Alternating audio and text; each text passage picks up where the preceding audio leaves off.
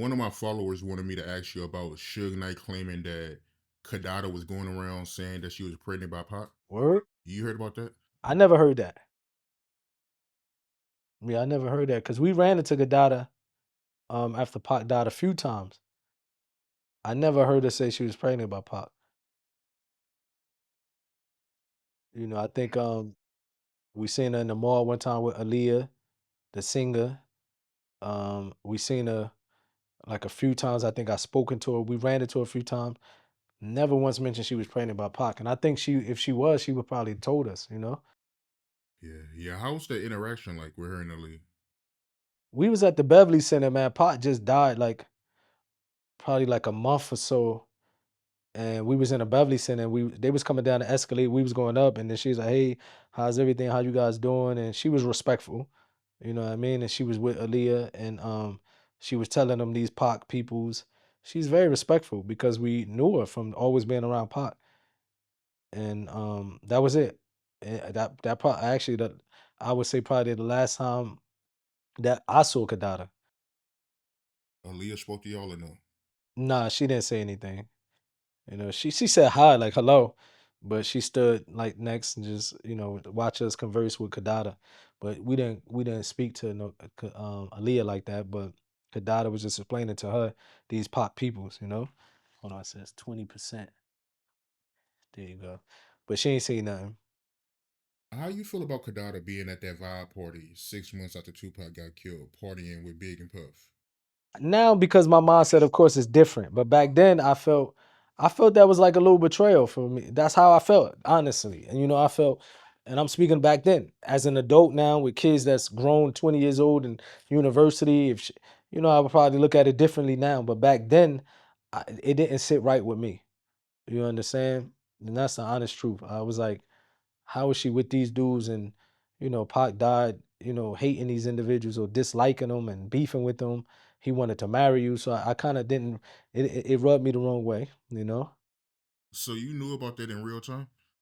Yeah, I heard it because it was getting around that she was hanging around Bad Boy and stuff like that.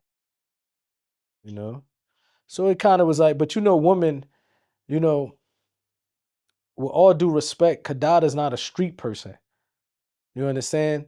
She was raised up in the industry. She was raised up around celebrities. She was raised up. So she might not even understood the beef that Pac had or how severe that was because she's not from that life. You understand? So to look back at it now, in hindsight, I understand why she done it because she's not part of that lifestyle. She just probably an industry person. She used to do parties. I believe she worked for the Vibe magazine and maybe she had no other choice. You understand? But looking at it back then, I remember I kind of was like, man, that's kind of weird. I didn't accept it. Now that I'm older, I look back at it and I can say maybe she had to be there because of a job. I think her father owned the Vibe magazine at that particular time or had some she did work for it at one time, but she not from that lifestyle. You understand? She covered up her Pac tattoo, right? I heard that too, yeah. And I remember when I first heard it, I kind of felt a certain way too. But you gotta think about it. Life goes on. Maybe she got a real man, a new husband with kids, and he probably don't want to see his wife walking around with another man on her body, name on their body. That's you know what I mean. So you gotta respect that, no matter who it is. A man is a man. Unless he's a groupie, he probably unless he be like, let me see that pot tattoo, baby.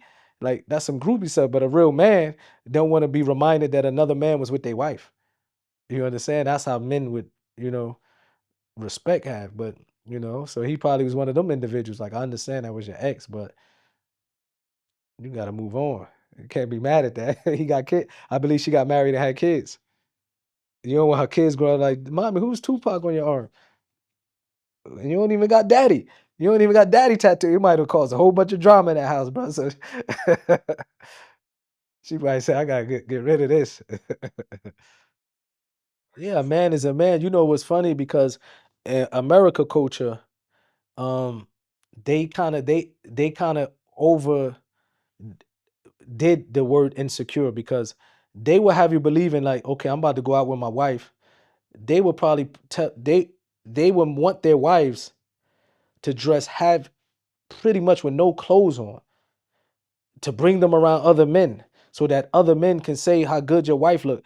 But a man who wants to protect his wife and say, I don't want no men looking at my wife. I don't want no other men lusting over my wife. They would say that person is insecure when it's really the opposite. An individual, you need praise of other men for your wife for you to feel like you succeeded in, or you got a good wife. Like it's so corrupt the way the mindset in certain individuals or certain societies in the West when it comes to insecure and stuff like that. You know what I mean?